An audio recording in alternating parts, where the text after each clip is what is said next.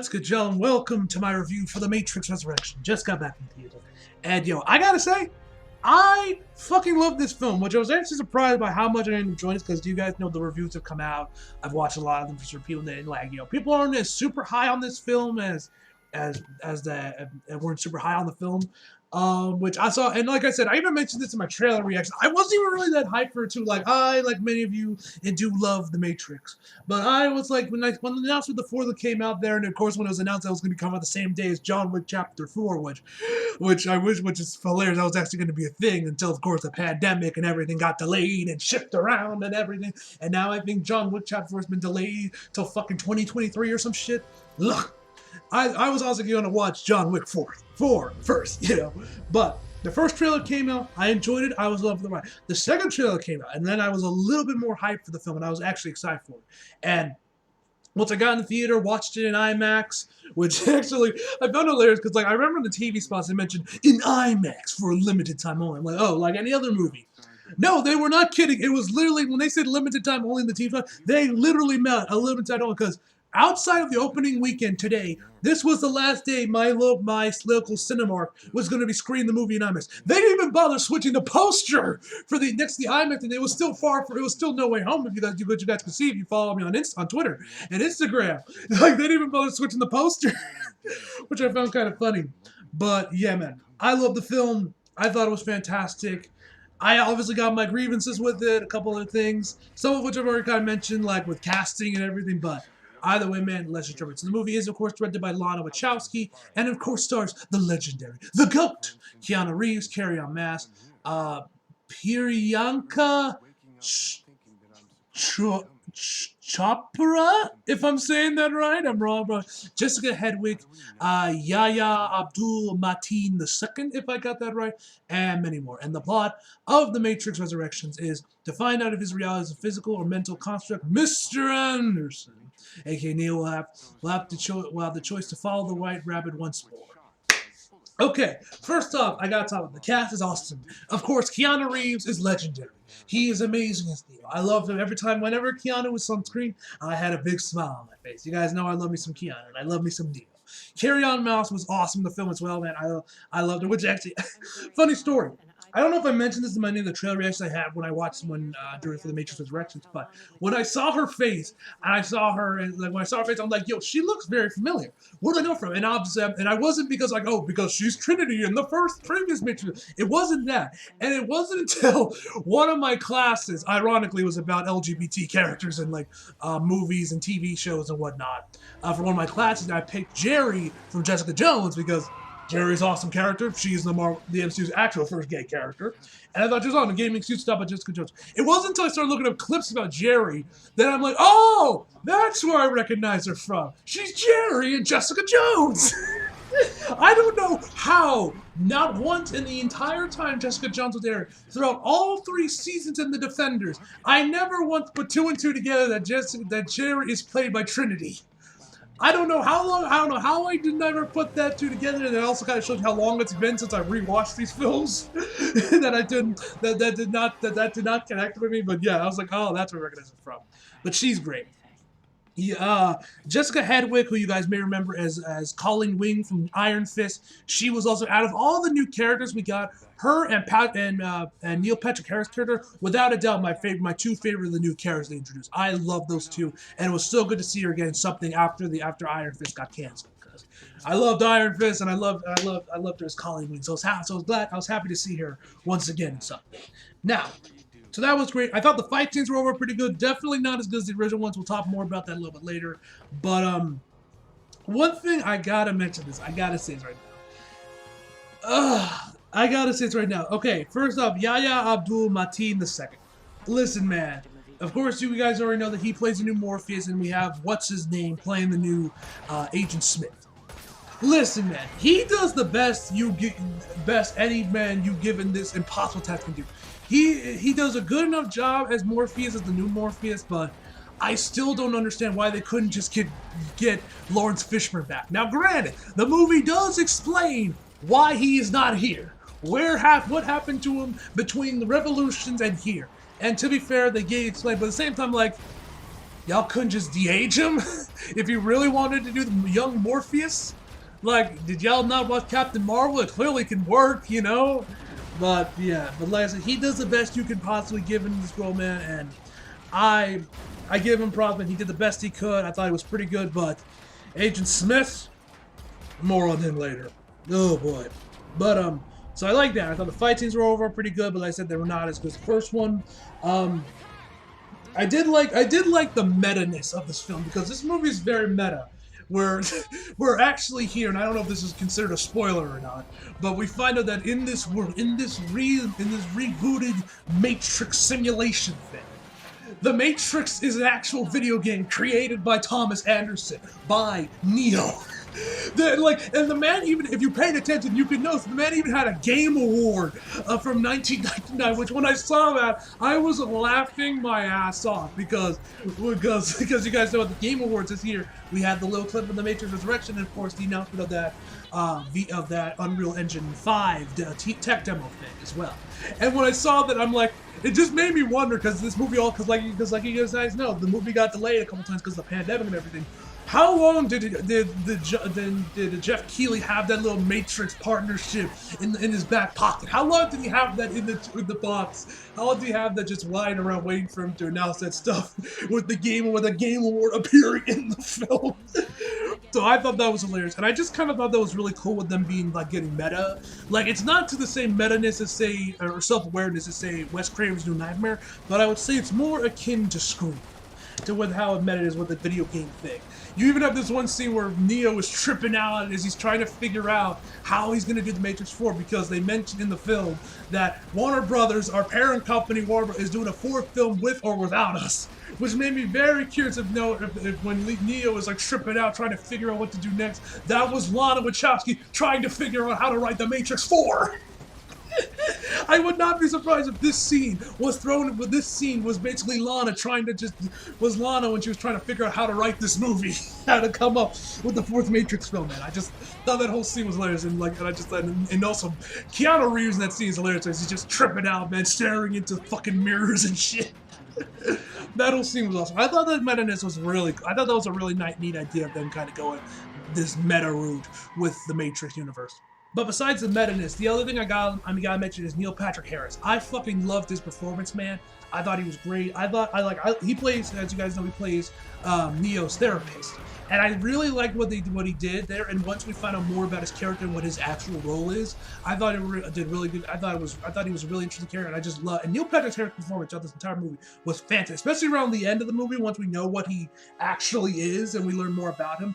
Neil Patrick Harris just does an absolutely amazing job just with his performance there, man. And every time he was on screen, man, I was paying attention, and he just was such a joy, man. He was amazing. I loved him.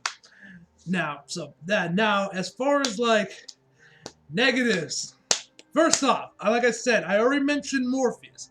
I think Yahya Abdul-Mateen II does a good job, does the best job you could possibly ask for someone to be given this impossible task of playing Morpheus, and you're not Lawrence Fishburne.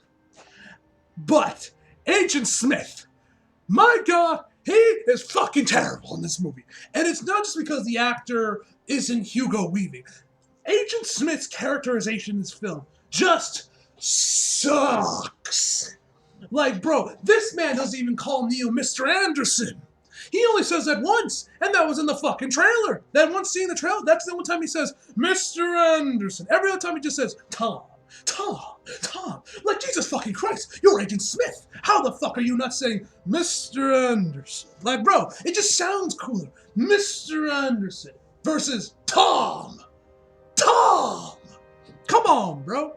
But, yeah, that fucking, he's terrible, man. I'm sorry. Like, I don't have any real beef with the actor. I thought his performance was fine, but just, Jesus H. Christ, did they ruin Agent Smith? Not ruined, but he is not good. Agent Smith is a shell of his former self in this film compared to the trilogy, compared to the trilogy, man. Like, ugh, I don't like that. Also, one thing I forgot to mention, I didn't really enjoy the scenes where we got into where we got into the real world, and I kind of liked how they kind of like changed up certain things, like with the red pill and the blue pill. I thought they had a really neat idea with it. I'm like, I'm not gonna get over here because of spoilers, but I thought what they did with the whole choose the red pill or take the blue pill thing. I thought like what they did there. I thought that was an interesting way of them reinterpreting the red versus the blue pill thing. I thought that was really cool.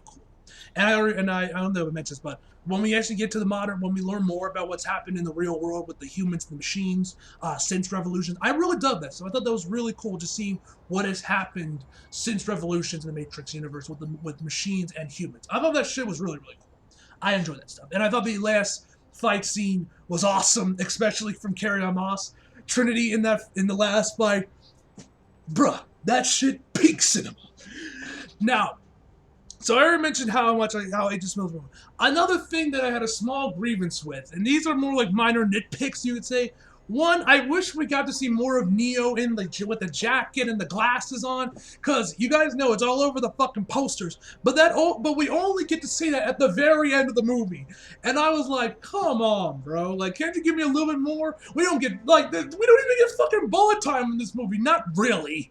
There isn't no Neo breaking his back, dodging bullet shit, which, I mean, I feel like you kind of have to have it. It's a Matrix. It's like having a Bond film without the gun barrel thing, you know? Like, but whatever. That, and also the film opens up basically the exact same way as the first film with Trinity and the cops and everything, which I like. I like how they kind of changed it up a little bit with Jessica Hedwig's character. I like what they did when they changed it up a little bit and kind of differences they made with it. And it was also cool just hearing the phone again. You can say that's cheap fan service, but hey, man, I love that shit, and I love hearing, and I love the sound of that phone. I love the sound of that phone, man. But I don't like, because we see Trinity, and now I don't know if I'm wrong. I don't know if they actually did do this, what I'm about to say, or not. But from what we could tell of it, because we don't really get a good look of her face, they recast Trinity in this scene too. Like, bro, could y'all really not get just de-age Carry-On Moss? I know this is like more minor shit, but shit like that kind of irked me with that, and like not having Lawrence Fishburne play young Morpheus. It's like, why? Why couldn't you just bring back the actors for these scenes and just de-age them? Like, it's Warner Bros. This is the fucking Matrix. I'm sure you have the budget. I'm sure you could put it in the budget, you know? But whatever. Like, that kind of also a little irked me a little bit. I thought that whole action sequence there with her jumping over cars and shit and like running on the wall, that shit was cool. That was probably one of my favorite action scenes in the film. And that one kind of felt the most Matrix. Another thing I gotta say that I kind of have a problem is with the fights. Now, like I said, they're good, but not as good as the first one. And that's just because a lot of them boil down to Neo force pushing his enemy. And I don't know why they don't let Keanu just be free. Let Keanu do things, because we know from the John Wick movies, Keanu is still very capable of doing his own stunts and doing batshit crazy shit. So I don't know why they don't let him do the crazy shit he did in the first 3 films. You know, and like, and that's kind of what my mom felt with this one, because she's a big fan of The Matrix. She watched these movies when they came out, obviously, and even bought the Blu-ray collectors, the Ultimate Matrix Collection Blu-ray set, probably day 1 when it came out. But she felt like it did not feel the same. And I kind of feel the same way. It kind of comes down with the fights. It just doesn't feel the same. They're not as choreographed as well. They're not as good. And they're definitely not as long. I would say the fights are a little bit shorter than they typically are in the first films, and they're just not as kinetic with the martial arts shit. But like I said, most of the ones with Neo just come down to him force pushing his enemies, which, you know, but yeah. And I think one other reason why, but besides that, man, like I said, I still love the film, and this is probably my favorite of the Matrix films since the original. And I think another reason why I love this film as much as I did, and I found I had such a joy watching it, was because all that fucking philosophical, religious mumbo-jumbo is nowhere to be seen. Now, wait. Before all you hardcore Matrix fans lose your damn mind, start raging out in the comments about how I don't get the Matrix, how I am not a true Matrix fan, how the philosophical, religious mumbo-jumbo is what makes the Matrix so legendary. This is coming from someone, like I said before, who hasn't rewatched the sequels in like probably almost a decade, probably over a decade. Like I said, I'm gonna be rewatching the first 3 films today. I got the Blu-ray set right in front of me as I'm recording this, so I'll see how my thoughts on the sequels have changed, though, because I remember liking the sequels, but not as much as the first one. And I'm curious if I'll like the sequels more now, because, you know, I'm older and such. But, yeah, I think that's another reason why I found this movie as entertaining as it was, and also the last act was amazing, man. But, yeah, man. Also, there is a post-credit scene. It's nothing substantial. It's nothing like it's going to be setting up Matrix 5 or nothing, but I enjoyed it. I thought the post-credit scene was fun. So, I'm going to give you guys my final verdict, and then I'm going to do a little bit of spoiler session, just talk about a couple other things that I wanted to talk about, and then that's where we're going to end the video. So, overall, even with all my flaws and everything, I still loved and enjoyed the hell out of the Matrix Resurrections, and like I said, I would say this is probably my favorite Matrix film at this point. Like I said, I haven't rewatched the sequels yet, where it's in my recent memory. But overall, I am going to give the Matrix Resurrections a 10 out of 10, ladies and gentlemen. Like I said, I do have my problems with it, my little grievances, but this movie, I was having so much fun in the theater watching it on the IMAX screen, man, and I just had a grand time. But that's just my personal opinion. I know a lot of people are kind of iffy about the film, but that's just me. Anyway, so like I said, we are not going to get into spoiler discussion, so if you guys do not want to get major spoilers of the film, leave now. For everyone else, let's go. So, one thing I gotta say that I loved about the third act was because we find out that Trinity's name in this universe, or in this Matrix before she is finally free, is Tiffany or Tiff. And I just love when we get to the final scene where we're in that coffee shop or restaurant or whatever, which I found hilarious. That was also called Simulate, or Stimulate. I found hilarious that's what the name, and even the development company, the game development studio that Neo works for is called Deus Machina. When I saw that, I was laughing my ass off, man. But I love when that whole scene when her fake family, her kids and her fake family and her husband started pulling her away, hey, someone's gonna help, we gotta go. She says, don't call me by that damn name, and my name is, don't call me by that damn name, man. And then she just starts kicking, and then Trinity just goes fucking crazy, man, that whole scene, man, that shit was fucking awesome, man. I was grinning from ear to ear during that whole scene, man. That was fucking awesome, man. And like I said, the final fight where Trinity and Neo are on the run, where you have fucking I forget who this was. I think this might have been Neil Patrick Harris' character having controlling various people where they're jumping off fucking rooftops, hitting against cars and shit.